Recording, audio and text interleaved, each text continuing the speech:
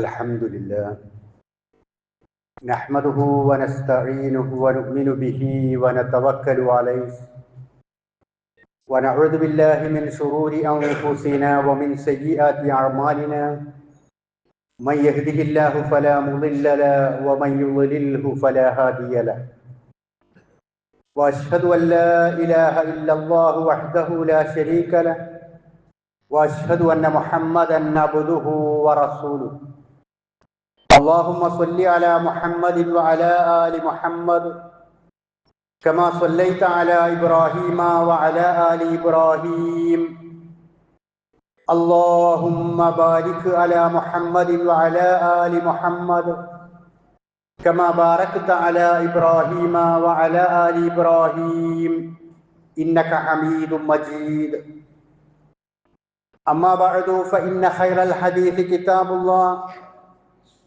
وخير الهدي هدي محمد صلى الله عليه وسلم وشر الأمور محدثاتها وكل محدثة بدعة وكل بدعة ضلالة وكل ضلالة في النار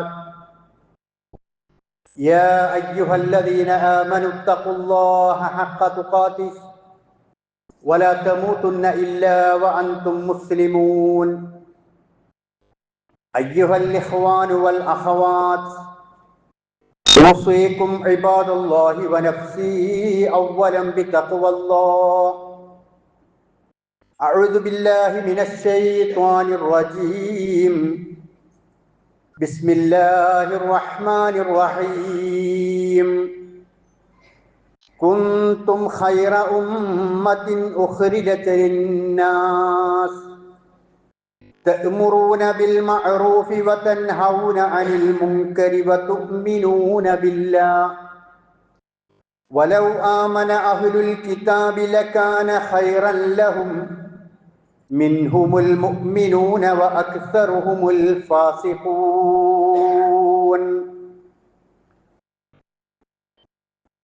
ബഹുമാന്യരായ സത്യവിശ്വാസികളെ വിശ്വാസിനികളെ പരമകാരുണികനും കരുണാനിധിയുമായ പടച്ച റബ്ബ് സുബ്ഹാനഹു വ തആലയുടെ വിധിവിലക്കുകൾ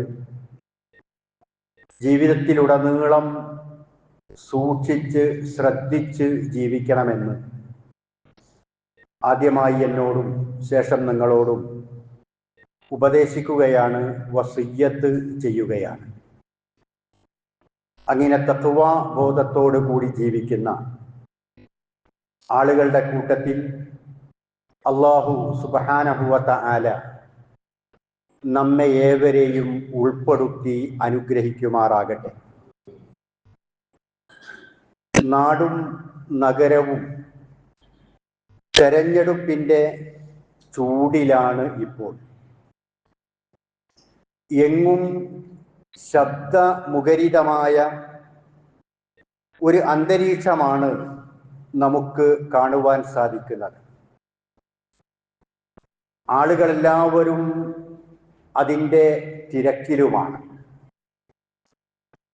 ഈ സമയത്ത് ഇസ്ലാമിലെ രാഷ്ട്രീയ ചിന്തയെ സംബന്ധിച്ചും പ്രവർത്തനത്തെ സംബന്ധിച്ചുമൊക്കെ വിലയിരുത്തുന്നത് അർത്ഥവത്തായിരിക്കും എന്നാണ് ഞാൻ മനസ്സിലാക്കുന്നത്. ഇസ്ലാം എന്നത് ഒരു രാഷ്ട്രീയ പ്രസ്ഥാനമോ ഒരു രാഷ്ട്രീയ മുന്നേറ്റമോ അല്ല. ഭരണം നേടുവാനുള്ള ഒരു പാർട്ടിയായിട്ടുമല്ല ഇസ്ലാമിനെ അല്ലാഹു സുബ്ഹാനഹു വ തആല നമുക്ക് പരിചയപ്പെടുത്തി തരുന്നത്. ഭരണം നേടിയെങ്കിൽ മാത്രമേ ഒരു മുസ്ലിമിൻ്റെ ജീവിതം പൂർണ്ണമായി തീരുകയുള്ളൂ എന്നും ഇസ്ലാം പഠിപ്പിക്കുന്നില്ല. അങ്ങനെയൊരു രീതിയുണ്ടെങ്കിൽ ലോകത്ത് കഴിഞ്ഞു പോയിട്ടുള്ള 1.25 ലക്ഷത്തോളം വരുന്ന പ്രവാചകന്മാരുടെ ഇസ്ലാം പൂർണ്ണമല്ല എന്ന് പറയേണ്ടി വരും. കാരണം അവരിൽ വിരലിലെണ്ണാവുന്ന ആളുകൾക്ക് മാത്രമേ അധികാരം ലഭിച്ചിട്ടുള്ളൂ. മറ്റാളുകൾ അധികവും അധികാരം കയ്യാളിയ ആളുകളല്ല. എന്നാൽ ഇസ്ലാം സാർവലൗകികമാണ്, സാർവജനീനമാണ്. അടുക്കള മുതൽ അന്താരാഷ്ട്രം വരെയുള്ള, തൊട്ടില് മുതൽ ചുടല വരെയുള്ള, എ മുതൽ സെഡ് വരെയുള്ള സകലമാന കാര്യങ്ങളും പരിശുദ്ധ ദീനുൽ ഇസ്ലാമിൽ സവിസ്തരമായിട്ടോ ചുരുക്കമായിട്ടോ വിവരിക്കുന്നത് നമുക്ക് കാണാൻ സാധിക്കുന്നതാണ്. ചിലതൊക്കെ അതിൻ്റെ നിർദ്ദേശങ്ങളാണ് ഉണ്ടാവുക എങ്കിലും അതിൻ്റെ വിശദീകരണം പ്രവാചക തിരുമേനി സ്വല്ലല്ലാഹു അലൈഹി വസല്ലമയുടെ തിരുവചനങ്ങളിൽ നിന്ന് നമുക്ക് മനസ്സിലാക്കുവാൻ സാധിക്കും. അങ്ങനെയും എന്തെങ്കിലും പ്രയാസങ്ങൾ അഥവാ വിശുദ്ധ ഖുർആനിലും പ്രവാചകന്റെ ചര്യയിലും നേരിട്ട് കാണാൻ സാധിക്കാത്തതും എന്നാൽ മുസ്ലിം സമൂഹം അതിൽ നിന്ന് ആശയങ്ങൾ ഉൾക്കൊണ്ടുകൊണ്ട് പ്രാവർത്തികമാക്കേണ്ടതുമാണ് എങ്കിൽ മുസ്ലിം ലോകം അംഗീകരിച്ചിട്ടുള്ള ഇജ്മാ, ഖിയാസ് എന്ന് പറയുന്ന അനുബന്ധ പ്രമാണങ്ങളിൽ നമുക്കതിനെ കാണുവാൻ സാധിക്കും. പറഞ്ഞതിൻ്റെ ചുരുക്കം, അവൻ ഒരു മനുഷ്യന്റെ, ഒരു വിശ്വാസിയുടെ ജീവിതത്തിലെ മതപരവും സാമൂഹികവും രാഷ്ട്രീയവും ഒക്കെയായ കാര്യങ്ങളെക്കുറിച്ചുള്ള വിശദീകരണങ്ങളും വിവരണങ്ങളും ഈ പറഞ്ഞ ഏതെങ്കിലും ഒരു മേഖലയിൽ കാണാവുന്നതാണ്. ഇസ്ലാമിൽ കൃഷിയുണ്ട്, ഇസ്ലാമിൽ കച്ചവടമുണ്ട്, ഇസ്ലാമിൽ തൊഴിലാളികളെ കുറിച്ച് പറയുന്നുണ്ട്, ഇസ്ലാമിൽ മുതലാളിമാരെ കുറിച്ച് പറയുന്നുണ്ട്. ഇങ്ങനെ ഇങ്ങനെ ഇങ്ങനെ എല്ലാ കാര്യങ്ങളും പ്രതിപാദിക്കുന്നുണ്ട്. ആ രൂപത്തിൽ തന്നെ ഭരണത്തെക്കുറിച്ചും ഭരണാധികാരികളെക്കുറിച്ചും ഭരണീയരെക്കുറിച്ചുമെല്ലാം സവിസ്തരമായ പ്രതിപാദ്യങ്ങളുണ്ട്. അതുകൊണ്ട് ഇസ്ലാമിന് അന്യമായിട്ടുള്ള ഒരു കാര്യമല്ല രാഷ്ട്രമെന്നത്. ഇസ്ലാമിന് രുചിക്കാത്ത ഒരു കാര്യമല്ല രാഷ്ട്രീയമെന്നത്. അവരുടെ ജീവിതത്തിൽ ഉണ്ടാവാൻ പാടില്ലാത്ത ഒരു കാര്യമല്ല രാഷ്ട്ര സേവനമെന്നത്. ഈ രംഗങ്ങളിലെല്ലാം നമ്മുടെ സാന്നിധ്യം ഉണ്ടാവേണ്ടതാണ്. ഈ വിഷയത്തിൽ മൊത്തത്തിൽ രണ്ടു നിലപാടുകൾ നമുക്ക് കാണാവുന്നതാണ്. ചില ആളുകൾ രാഷ്ട്രീയ പ്രവർത്തനം എന്ന് പറഞ്ഞാൽ അതിലേക്കങ്ങ് ഇറങ്ങിയാൽ പിന്നെ എന്തുമാവാം, അവിടെ എൻ്റെ വിശ്വാസത്തെയോ മൂല്യങ്ങളെയോ ധാർമ്മികതകളെയോ ഒന്നും പരിഗണിക്കേണ്ടതില്ല. എല്ലാ സനാതന മൂല്യങ്ങളെയും കാറ്റിൽ പറത്തിക്കൊണ്ട് എന്ത് അഴിമതിയും അക്രമവും കള്ളവും ചതിയും എല്ലാം രാഷ്ട്രീയത്തിൽ പറ്റും, അവിടെ അതൊക്കെ ഹലാലാണ് എന്ന് വിചാരിക്കുന്ന രൂപത്തിലുള്ള ചില ആളുകളെ നമുക്ക് കാണുവാൻ സാധിക്കുന്നതാണ്. രണ്ടാമത്തെ വിഭാഗം എന്ന് പറയുന്നത് രാഷ്ട്രീയമെന്നത് നമുക്ക് ഒട്ടും യോജിച്ചതല്ല, അതൊരു ചളിക്കുഴിയാണ്. അതിലേക്ക് ഇറങ്ങിയാൽ ശരീരത്തിൽ മണ്ണ് പുരളും, ചളി പുരളും, അതുപോലെ തന്നെ വേണ്ടാത്ത വർത്തമാനങ്ങളൊക്കെ കേൾക്കേണ്ടി വരും. അങ്ങനെയൊക്കെയുള്ളത് കൊണ്ട് രാഷ്ട്രീയ പ്രവർത്തനം എന്നത് നമുക്ക് പാടില്ല എന്ന് പറഞ്ഞുകൊണ്ട് ഈ രംഗത്ത് ഒരു അരാഷ്ട്രീയവാദത്തോടു കൂടി ജീവിക്കുന്ന ആളുകൾ, ഇന്നത്തെ വളർന്നു വരുന്ന യുവസമൂഹങ്ങളിൽ അധികം ആളുകളും ഈ ഒരു കാഴ്ചപ്പാടിലാണ്. അതവർക്ക് ഈ ഒരു ചളിക്കുണ്ടിലാണ് എന്ന ബോധമത്തോടു കൂടി അല്ലെങ്കിലും രാഷ്ട്രീയം ആവശ്യമല്ല എന്ന രൂപത്തിൽ ചിന്തിക്കുന്ന ആളുകളാണ്. എന്നാൽ ഈ പറഞ്ഞ രണ്ടു കാഴ്ചപ്പാടുകളുടെയും മധ്യയാണ് ഇസ്ലാം അതിൻ്റെ നിലപാട് നമുക്ക് പഠിപ്പിച്ചു തരുന്നത്. വിശുദ്ധ ഖുർആനിൽ അല്ലാഹു സുബ്ഹാനഹു വ തആല പറഞ്ഞത് വകദാലിക ജഅൽനാകും ഉമ്മതൻ വസതൻ. അല്ലാഹു സുബ്ഹാനഹു വ തആല നിങ്ങളെ ഒരു മധ്യമ സമൂഹമാക്കിയിരിക്കുന്നു. നിലപാടുകളിലും കാഴ്ചപ്പാടുകളിലും അതിതീവ്ര നിലപാടുകൾ ഉൾക്കൊള്ളുന്നവരല്ല, അതുപോലെ തന്നെ വളരെ ലോലമായ ചിന്തയിലൂടെ ജീവിക്കുന്നവരുമല്ല, മറിച്ച് ഒരു മധ്യമ നിലപാടോടുകൂടി ജീവിക്കുന്ന ആളുകളാക്കിയിരിക്കുന്നു എന്നതാണ് ഖുർആൻ പഠിപ്പിക്കുന്നത്. ഈ ഒരു കാഴ്ചപ്പാടോടുകൂടി ഒരു മുസ്ലിമിന് രാഷ്ട്രീയ പ്രവർത്തനങ്ങൾ നടത്തുന്നതിന് യാതൊരു വിരോധവും ഇസ്ലാം കൽപ്പിക്കുന്നില്ല. രാഷ്ട്രീയ പ്രവർത്തനം അവർക്ക് നിർവഹിക്കാവുന്നതാണ്. പക്ഷേ ആ രാഷ്ട്രീയമായ രംഗത്തേക്ക് ഇറങ്ങുന്ന സമയത്ത് അവിടെയുണ്ടാവേണ്ടുന്ന മര്യാദകളും വ്യക്തിത്വങ്ങളും നിലനിർത്തിക്കൊണ്ടായിരിക്കണം എന്നേയുള്ളൂ. അങ്ങനെയുള്ള ആളുകളെ, മാതൃകാ വ്യക്തിത്വങ്ങളോടുകൂടി ജീവിച്ച ആളുകളെ രാഷ്ട്രീയ രംഗത്ത് നമുക്ക് മുൻകാലങ്ങളിൽ കാണാൻ സാധിക്കുന്നതാണ്. ഇ.കെ. മൗലവി, കെ.എം. മൗലവി, മുഹമ്മദ് അബ്ദുറഹ്മാൻ സാഹിബ്, മൗലാന അബുൽ കലാം ആസാദ്, സെയ്ദ് മൗലവി, എ.വി. അബ്ദുറഹ്മാൻ ഹാജി, ഇതുപോലെയുള്ള ഒരുപാട് ആളുകൾ കേരള ജനത മുഴുവനും അംഗീകരിച്ചിട്ടുള്ള, രാഷ്ട്രീയത്തിന് അതീതമായി വ്യക്തിത്വത്തെ സ്വന്തമായി അംഗീകരിച്ചിട്ടുള്ള ഒരുപാട് ആളുകളെ രാഷ്ട്രീയ രംഗത്ത് നിറഞ്ഞു നിന്ന ആളുകളായി നമുക്ക് കാണുവാൻ സാധിക്കുന്നതാണ്. മുസ്ലിം സമൂഹത്തിലുള്ള ആളുകൾ ഈ വ്യക്തിത്വത്തോടുകൂടി രാഷ്ട്രീയ രംഗത്തേക്ക് ഇറങ്ങേണ്ടവരാണ്. ഞങ്ങൾക്ക് രാഷ്ട്രീയത്തിൽ നിന്ന് മാറി നിന്നുകൊണ്ട് ഒരു അരാഷ്ട്രീയവാദത്തോടു കൂടി ജീവിക്കേണ്ടവരല്ല. ഇന്നത്തെ സാമൂഹ്യ സാഹചര്യം എന്ന് പറയുന്നത് ഈ പറഞ്ഞ രാഷ്ട്രീയ മേഖലകളിൽ ഈ വ്യക്തിത്വത്തോടു കൂടി ഇറങ്ങിക്കൊണ്ട് അവരുടെ പ്രവർത്തനങ്ങൾ നിർവഹിക്കേണ്ടവരാണ്. പ്രവാചക തിരുമേനി സല്ലല്ലാഹു അലൈഹി വസല്ലമ അദ്ദേഹത്തിന്റെ ജീവിതത്തിലും ഈ കാര്യങ്ങളൊക്കെ നമുക്ക് കാണിച്ചു തരുന്നുണ്ട്. ഒരു സമൂഹം എന്ന് പറയുന്നത് ആ സമൂഹത്തിന് ഒരു നേതൃത്വം ആവശ്യമാണ്.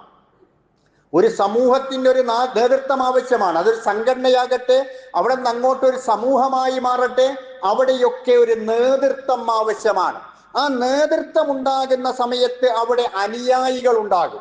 നേതൃത്വവും അനുയായികളും തമ്മിലുള്ള ബന്ധമാണ് ഒരു സമൂഹത്തിന്റെ കെട്ടുറപ്പ് എന്ന് പറയുന്നത്. ഈ പറഞ്ഞ നേതൃത്വവും അനുയായികളും തമ്മിലുള്ള ബന്ധം, അതാണ് ഒരു സമൂഹത്തിന്റെ കെട്ടുറപ്പ് എന്ന് പറയുന്നത്. ഈ കെട്ടുറപ്പ് പ്രവാചകന്റെ ജീവിതത്തിൽ നമുക്ക് കാണാവുന്നതാണ്. നേതാവായിക്കൊണ്ടുള്ള പ്രവാചകനെ, അനുയായിയായിക്കൊണ്ടുള്ള പ്രവാചകനെ നമുക്ക് മക്ക ജീവിത കാലഘട്ടത്തിലും അതുപോലെ സ്വഹാബാക്കൾക്കിടയിലും നമുക്ക് കാണാൻ സാധിക്കും. അവിടെ അദ്ദേഹം മക്കയിൽ ഒരു അനുയായിയായിക്കൊണ്ടാണ് ജീവിച്ചത്, സ്വഹാബാക്കൾക്കിടയിൽ ഒരു നേതാവായിക്കൊണ്ടാണ് ജീവിച്ചത്. അവിടെയെല്ലാം ഒരു നേതൃസ്ഥാനത്തിരിക്കുന്ന ആൾ ഏത് രൂപത്തിൽ ചിന്തിക്കണം, എങ്ങനെ പെരുമാറണം എന്നതൊക്കെ പ്രവാചകൻ സല്ലല്ലാഹു അലൈഹി വസല്ലമ നമുക്ക് പഠിപ്പിച്ചു തരുന്നുണ്ട്. ഇങ്ങനെ വരുന്ന ഒരു സമൂഹത്തിന്റെ വിപുലമായ രൂപമാണ് രാഷ്ട്രം എന്ന് പറയുന്നത്. അവിടെയാണ് രാഷ്ട്രീയം ഉണ്ടാകുന്നത്, അപ്പോഴാണ് ഭരണാധികാരികൾ ഉണ്ടാകുന്നത്, അപ്പോഴാണ് ഭരണീയരുണ്ടാകുന്നത്. ഒരു രാഷ്ട്രമാകുമ്പോ, ഒരു രാഷ്ട്രീയമാകുമ്പോ അവിടെ ഭരണാധികാരികളും ഭരണീയരുമാണ് ഉണ്ടാകുന്നത്. ഈ മേഖലയും പ്രവാചക തിരുമേനി സല്ലല്ലാഹു അലൈഹി വസല്ലമ തന്റെ ജീവിതത്തിലൂടെ വളരെ കൃത്യമായി നമുക്ക് പഠിപ്പിച്ചു വന്നിട്ടുണ്ട്. ഭരണാധികാരം എങ്ങനെയായിരിക്കണം, ഭരണീയരെ ഏത് രൂപത്തിൽ കാണണം എന്നതുമെല്ലാം ഇസ്ലാമിൽ കാണുന്നതാണ്. അതുകൊണ്ട് രാഷ്ട്രീയം എന്നത് നമുക്കൊരു വിലക്കപ്പെട്ട കനിയല്ല.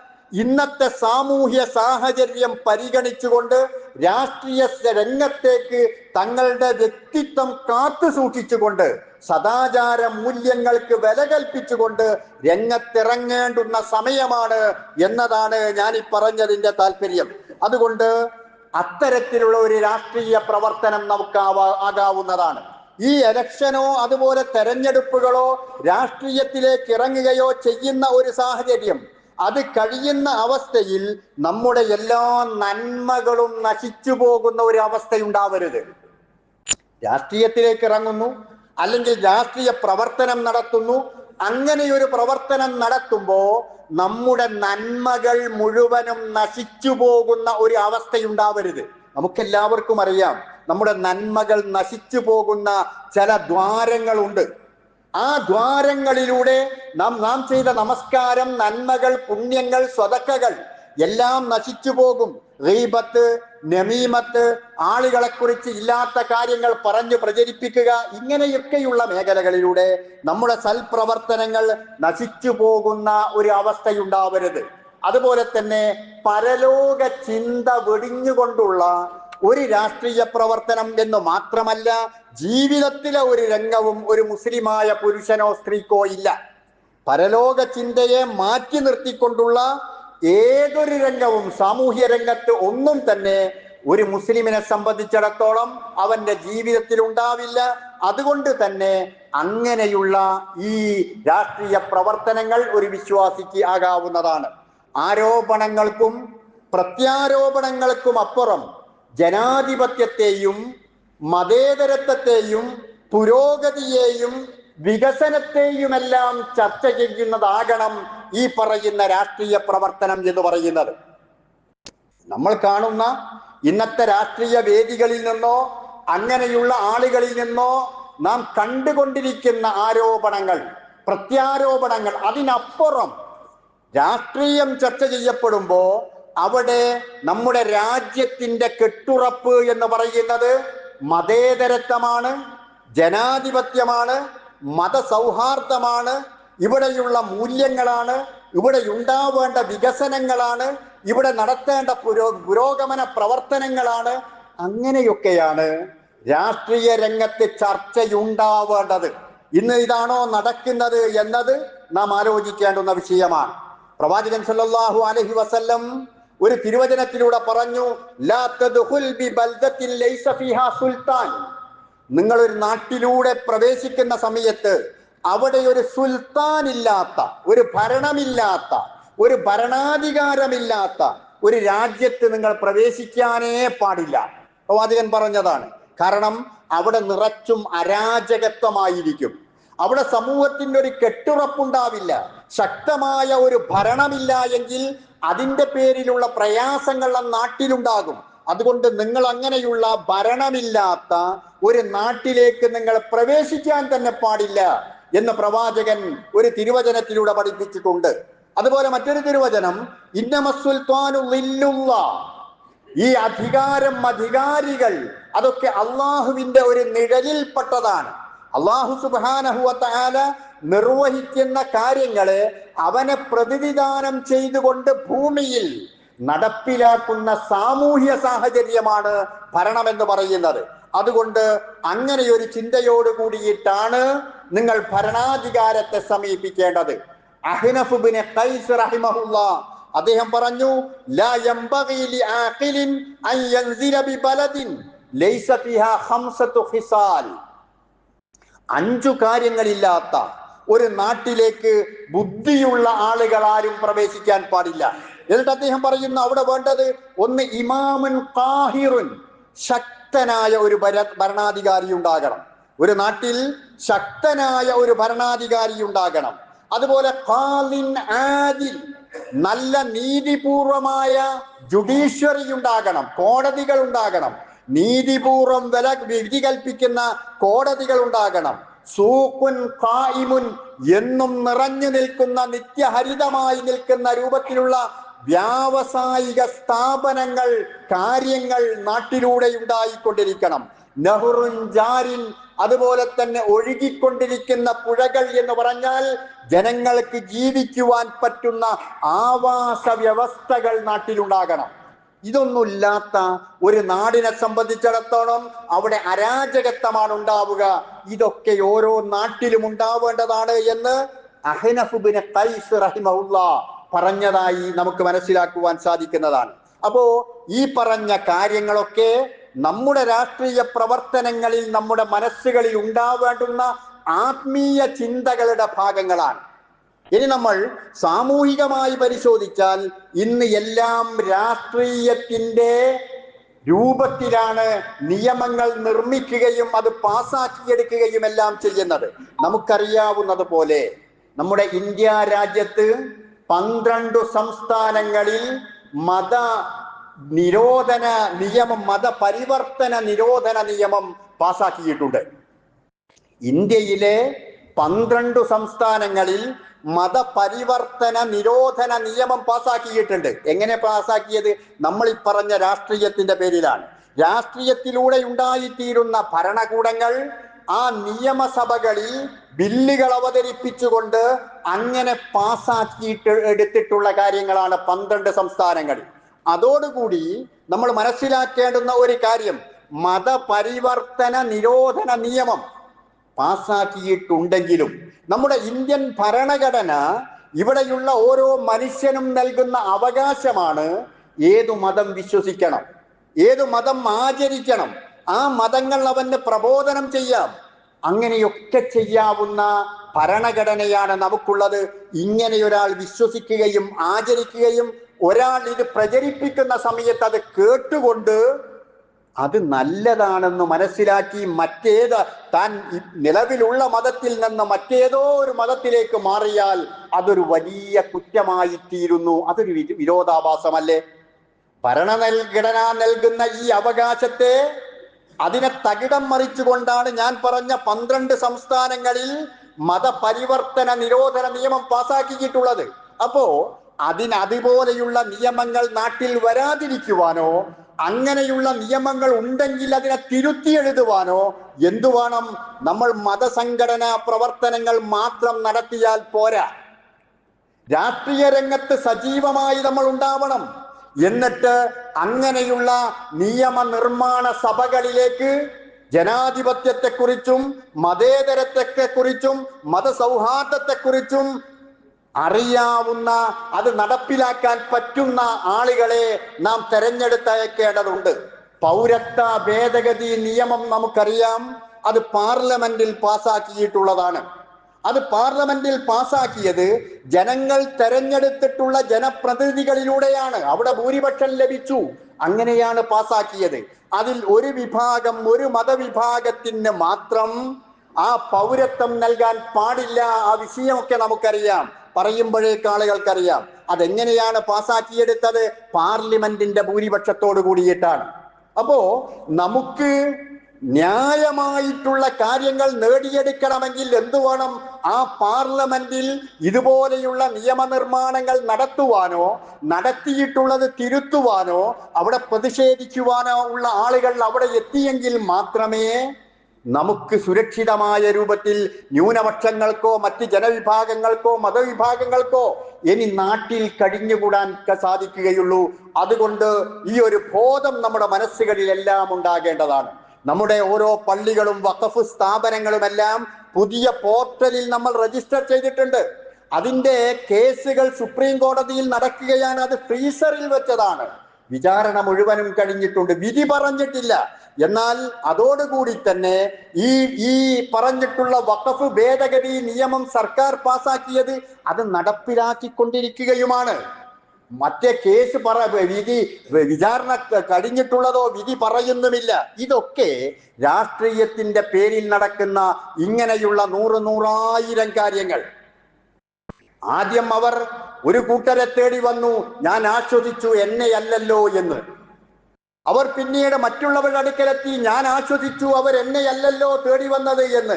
അവസാനം അവർ എൻ്റെ അടുക്കലെത്തി, പക്ഷേ എനിക്ക് വേണ്ടി സംസാരിക്കാൻ ആരുമുണ്ടായിരുന്നില്ല. നാം പലപ്പോഴും കേട്ടതാണ്. അങ്ങനെ ന്യൂനപക്ഷമായ മുസ്ലിം സമൂഹത്തിന് നേരെ അവർക്കെതിരായിട്ടുള്ള ഒരുപാട് നിയമങ്ങളും കാര്യങ്ങളും ഉണ്ടാക്കിയെടുത്തു. ഇപ്പോഴിതാ ഈ വഖഫ് നിയമം പോലെ ക്രൈസ്തവ വിഭാഗത്തിനെതിരിൽ ഒരു നിയമം കേന്ദ്ര സർക്കാരിൽ വന്നിട്ടുണ്ട്. അതിന്റെ പേരിൽ അവർ ആകെ പ്രശ്നത്തിലാണ്. അവർ അന്ന് കരുതി ഞങ്ങൾക്ക് നേരെയൊന്നും ഉണ്ടാവുകയില്ല എന്ന്. അത് അവർക്ക് നേരെയല്ലേ എന്ന്. അവർക്ക് നേരെ വന്നപ്പോൾ അവർക്ക് വേണ്ടി ശബ്ദിക്കാൻ ഒരുപക്ഷെ ന്യൂനപക്ഷത്തിൽപ്പെട്ട മുസ്ലിം സമൂഹം ഉണ്ടാവാം. അവർ ആ രൂപത്തിൽ വിവേചനം നോക്കാറില്ല, പറയാറില്ല.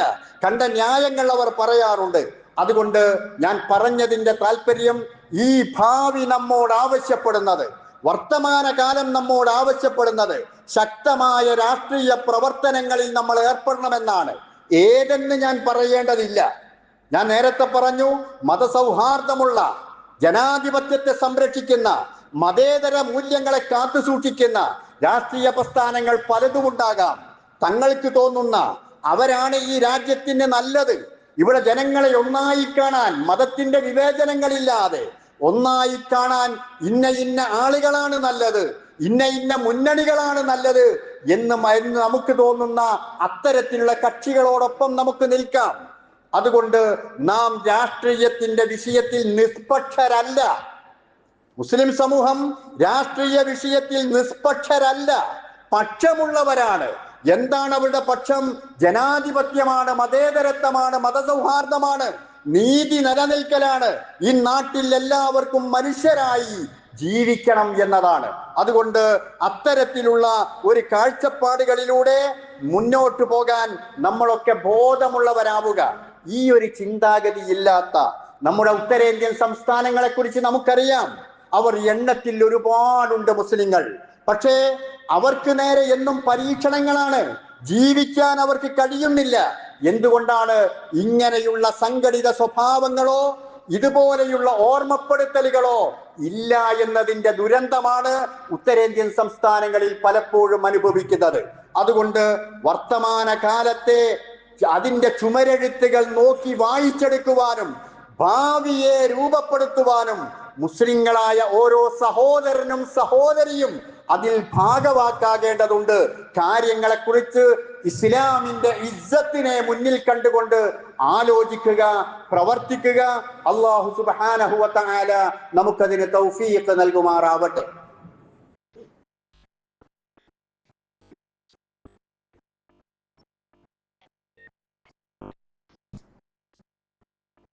അൽഹംദുലില്ലാഹ് വസല്ലല്ലാഹു അലാ മുഹമ്മദ് സ്വലാത്തൻ തദൂ ബിഹി ഇലാ യൗമിൽ ഹിസാബ്.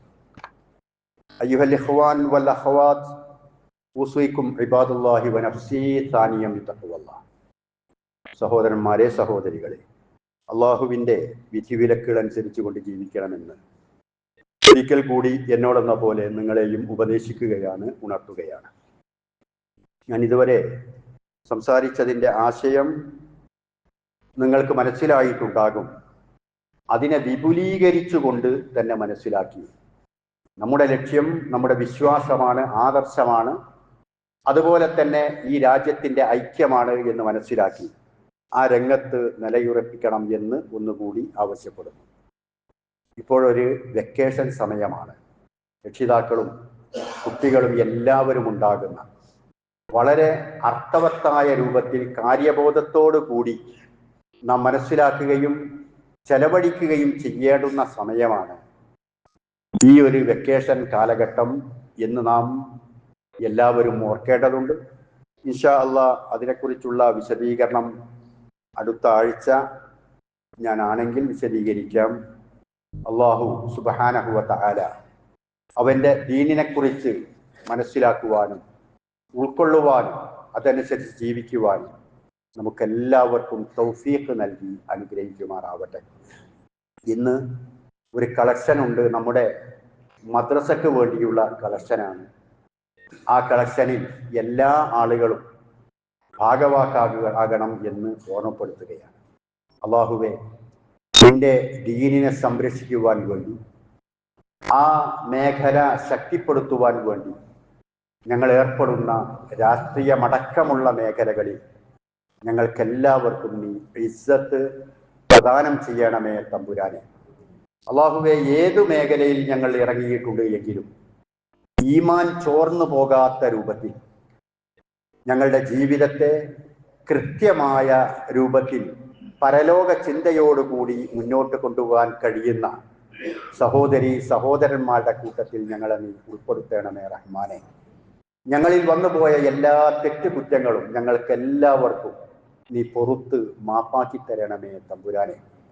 അല്ലാഹുവേ, ഞങ്ങളിൽ നിന്ന് വിട പറഞ്ഞു പോയിട്ടുള്ള മാതാപിതാക്കളും ബന്ധുമിത്രാദികളും ഭാര്യ മക്കളും വിശ്വാസിനികളും എല്ലാവർക്കും നീ മഗ്ഫിറത്തും മർഹമത്തും നൽകി അനുഗ്രഹിക്കണമേ റഹ്മാനെ.